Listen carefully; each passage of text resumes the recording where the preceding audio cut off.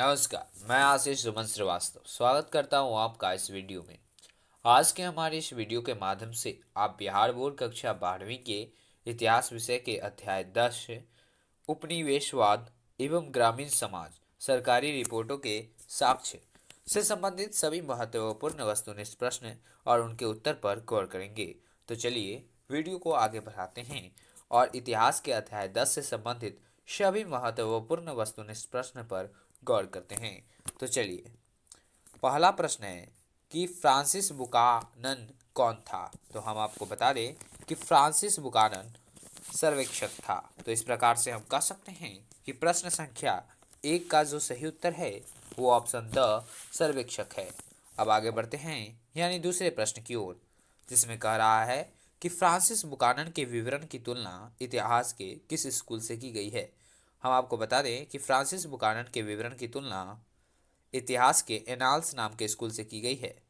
तो इस प्रकार से प्रश्न संख्या 2 का जो सही उत्तर है वो ऑप्शन अ एनाल्स है। अब आगे बढ़ते हैं तीसरे प्रश्न की ओर।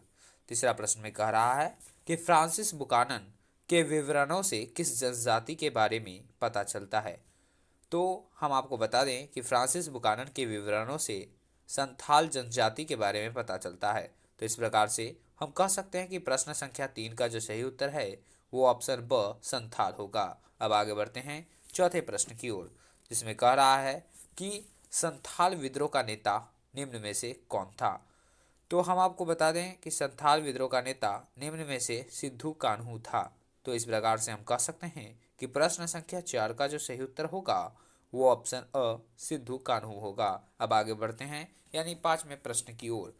पांचवा प्रश्न में कह रहा है कि किस रिपोर्ट का संबंध भारत में ईस्ट इंडिया कंपनी के क्रियाकलापों से है। तो हम आपको बता दें कि निम्न में से पांचवी रिपोर्ट का संबंध भारत में ईस्ट इंडिया कंपनी के क्रियाकलापों से है। तो इस प्रकार से हम कह सकते हैं कि प्रश्न संख्या 5 का जो सही उत्तर है वो ऑप्शन स पांचवी रिपोर्ट है। अब आगे बढ़ते हैं छठा प्रश्न की ओर, जिसमें कह रहा है कि रैयतवाड़ी बंदोबस्त के जनक कौन थे। तो हम आपको बता दें कि रैयतवाड़ी बंदोबस्त के जनक निम्न में से मुनरो एवं रीड थे, जो ऑप्शन संख्या श है। यानी कि हम कह सकते हैं कि प्रश्न संख्या 6 का जो सही उत्तर है वो ऑप्शन स मुनरो एवं रीड है। अब आगे बढ़ते हैं यानी सातवें प्रश्न की ओर, जिसमें कह रहा है कि महालवाड़ी बंदोबस्त किसके द्वारा लागू किया गया। तो हम आपको बता दें कि महालवाड़ी बंदोबस्त मार्टिन वर्ड के द्वारा लागू किया गया। तो इस प्रकार से हम कह सकते हैं कि प्रश्न संख्या 7 का जो सही उत्तर है वो ऑप्शन अ मार्टिन वर्ड है। अब आगे बढ़ते हैं यानी आठवें प्रश्न की ओर,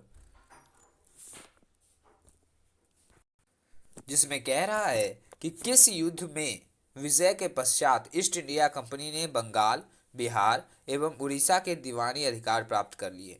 तो हम आपको बता दें कि बक्सर नाम के युद्ध में विजय के पश्चात ईस्ट इंडिया कंपनी ने बंगाल, बिहार एवं उड़ीसा के दीवानी अधिकार प्राप्त कर लिए।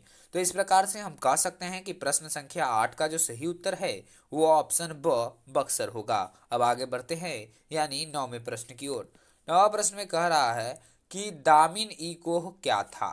दामिन ई कोह क्या था। तो हम आपको बता दें कि दामिन ई कोह एक भूभाग था। तो इस प्रकार से हम कह सकते हैं कि प्रश्न संख्या 9 का जो सही उत्तर है वो ऑप्शन अ भूभाग होगा। अब आगे बढ़ते हैं 10वें प्रश्न की ओर। 10वां प्रश्न में कह रहा है कि कार्नवालिस रोड बना, यानी कि कार्नवालिस रोड कब बना। तो हम आपको बता दें कि कार्नवालिस रोड सन 1793 ईस्वी में बना। तो इस प्रकार से हम कह सकते हैं कि प्रश्न संख्या 10 का जो सही उत्तर है वो ऑप्शन ब 1793 ईस्वी है। अब आगे बढ़ते हैं यानी 11वें प्रश्न की ओर। 11वां प्रश्न में कह रहा है कि भारत में अस्थायी रूप से 10 वर्षीय जनगणना के आरंभ 1881 में किस गवर्नर जनरल के काल में हुआ। यानी कि भारत में अस्थायी रूप से 10 वर्षीय जनगणना यानी कि 10 वर्ष में एक बार जनगणना का आरंभ जो हुआ था वो 1881 ईस्वी में हुआ था।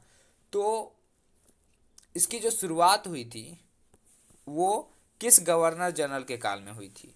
तो हम आपको बता दें कि भारत में अस्थायी रूप से 10 वर्षीय जनगणना का आरंभ जो 1881 ईस्वी में हुआ था वो रीपन नाम के गवर्नर जनरल के काल में हुआ था।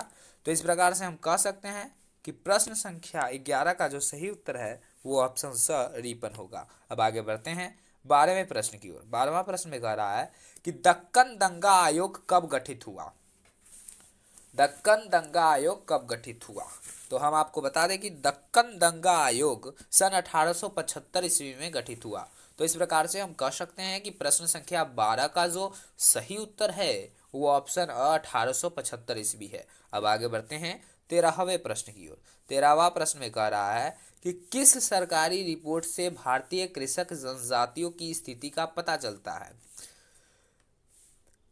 प्रश्न संख्या 13 में कह रहा है कि किस सरकारी रिपोर्ट से भारतीय कृषक जनजातियों की स्थिति का पता चलता है। तो ऑप्शन 4 है, जिसमें पहला कह रहा है कि बुकानन की रिपोर्ट, दूसरा कह रहा है कि 5वीं रिपोर्ट, तीसरा कह रहा है कि दक्कन दंगा आयोग रिपोर्ट। तो हम आपको बता दें कि भारतीय कृषक जनजातियों की स्थिति का पता इन तीनों रिपोर्ट से चलता है। तो इस प्रकार से हम कह सकते हैं कि प्रश्न संख्या 13 का जो सही उत्तर है वो ऑप्शन द उक्त सभी से है। उक्त सभी से है से यहाँ मतलब है ऊपर में जितना ऑप्शन दिया हुआ है अ ब स ये तीनों इसका उत्तर होगा, यानी कि तीनों उत्तर को एक उत्तर में समाहित किया गया है जो ऑप्शन द में है, उक्त सभी से। अब आगे बढ़ते हैं 14वां प्रश्न की ओर। 14वां प्रश्न में कह रहा है कि संथाल विद्रोह कब हुआ। तो हम आपको बता दें कि संथाल विद्रोह सन 1885 ईस्वी में हुआ। तो इस प्रकार से हम कह सकते हैं कि प्रश्न संख्या 14 का जो सही उत्तर है वो ऑप्शन द 1885 ईस्वी है। अब आगे बढ़ते हैं 15वें प्रश्न की ओर।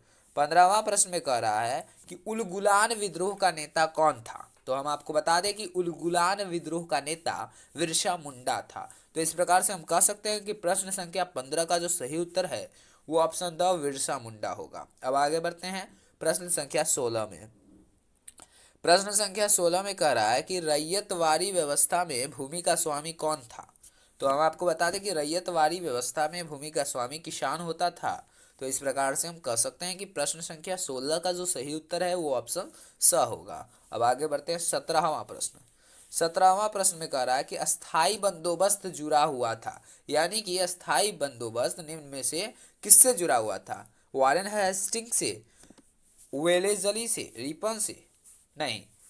इसका जो सही उत्तर होगा वो ऑप्शन स कार्नवालिस होगा।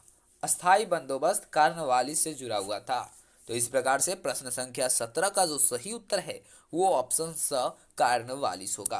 अब आगे बढ़ते हैं यानी 18वें प्रश्न की ओर। 18वां प्रश्न में कह रहा है कि इंग्लिश इंडिया कंपनी की स्थापना कब हुई। तो हम लोग भली भांति जानते हैं कि इंग्लिश ईस्ट इंडिया कंपनी का स्थापना सन 1600 ईस्वी में हुआ था। इस प्रकार से हम कह सकते हैं कि प्रश्न संख्या 18 का जो सही उत्तर है वो ऑप्शन अ 1600 है। अब आगे बढ़ते हैं यानी 19वें प्रश्न की ओर, जिसमें कह रहा है कि अस्थाई बंदोबस्त कहाँ लागू किया गया। तो हम आपको बता दें कि अस्थाई बंदोबस्त जो लागू किया गया वो बंगाल में लागू किया गया। तो इस प्रकार से हम कह सकते हैं कि प्रश्न संख्या 19 का जो सही उत्तर है वो ऑप्शन स बंगाल है। अब आगे बढ़ते हैं यानी 20वें प्रश्न की ओर, जिसमें कह रहा है कि महालवाड़ी व्यवस्था किसके द्वारा लागू की गई। महालवाड़ी व्यवस्था किसके द्वारा लागू की गई। तो हम आपको बता दें कि निम्न में से महालवाड़ी व्यवस्था लॉर्ड बेंटिंक द्वारा लागू की गई। तो इस प्रकार से हम कह सकते हैं कि प्रश्न संख्या 20 का जो सही उत्तर है वो ऑप्शन स लॉर्ड बेंटिंक होगा। अब आगे बढ़ते हैं 21वें प्रश्न की ओर। 21वां प्रश्न में कह रहा है कि किसको बंगाल और बिहार को अस्थाई बंदोबस्त शुरू करने का श्रेय दिया जाता है, यानी कि वो कौन है जिनको बंगाल और बिहार में अस्थाई बंदोबस्त शुरू करने का श्रेय दिया जाता है। तो इसका जो सही उत्तर होगा वो ऑप्शन अ लॉर्ड कार्नवालिस होगा। लॉर्ड कार्नवालिस को बंगाल और बिहार के अस्थाई बंदोबस्त शुरू करने का श्रेय दिया जाता है। तो इस प्रकार से हम कह सकते हैं कि प्रश्न संख्या 21 का जो सही उत्तर है वो ऑप्शन अ लॉर्ड कार्नवालिस है। अब आगे बढ़ते हैं यानी 22वें प्रश्न की ओर। 22वां प्रश्न में कह रहा है कि भारत आने वाले प्रथम यूरोपियन कौन थे। तो हम आपको बता दें कि भारत आने वाले प्रथम यूरोपियन पुर्तगाली थे। तो इस प्रकार से हम कह सकते हैं कि प्रश्न संख्या 22 का जो सही उत्तर है वो ऑप्शन अ होगा, यानी पुर्तगाली होगा। प्रश्न संख्या 22 का सही उत्तर जो होगा वो ऑप्शन अ पुर्तगाली होगा। अब आगे बढ़ते हैं यानी 23वें प्रश्न की ओर। 23वां प्रश्न में कह रहा है कि ईस्ट इंडिया कंपनी को बंगाल की दीवानी किसने प्रदान की। तो हम आपको बता दें कि ईस्ट इंडिया कंपनी को बंगाल की दीवानी शाह आलम द्वितीय ने प्रदान की। तो इस प्रकार से हम कह सकते हैं कि प्रश्न संख्या 23 का जो सही उत्तर होगा वो ऑप्शन स शाह आलम द्वितीय होगा। अब आगे बढ़ते हैं यानी 24वें प्रश्न की ओर, जो इस वीडियो और इस अध्याय का अंतिम महत्वपूर्ण वस्तुनिष्ठ प्रश्न है, जिसमें कह रहा है कि भारत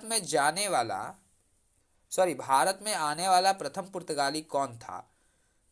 तो हम आपको बता दें कि भारत में आने वाला प्रथम पुर्तगाली वास्को डी गामा था। तो इस प्रकार से हम कह सकते हैं कि प्रश्न संख्या 24 का जो सही उत्तर है वो ऑप्शन स वास्को डी गामा होगा। तो इस अध्याय में बस इतना ही महत्वपूर्ण वस्तुनिष्ठ प्रश्न है। फिर मिलते हैं अगले वीडियो में अध्याय 11 से संबंधित महत्वपूर्ण वस्तुनिष्ठ प्रश्न के साथ। आपसे अपील कि अगर आप बीएसईबी 12th सेशन 2020-22 से जुड़ी सभी महत्वपूर्ण जानकारी के साथ साथ विषय हिंदी, अंग्रेजी, इतिहास, राजनीति शास्त्र, अर्थशास्त्र की पूर्णतः तैयारी यानी कि सभी वस्तुनिष्ठ प्रश्न के वीडियो, लघु उत्तरीय प्रश्न के वीडियो और दीर्घ उत्तरीय प्रश्न के वीडियो चाहते हैं तो हमारे इस वीडियो को लाइक, कमेंट, शेयर और चैनल को सब्सक्राइब करना ना भूलें। धन्यवाद।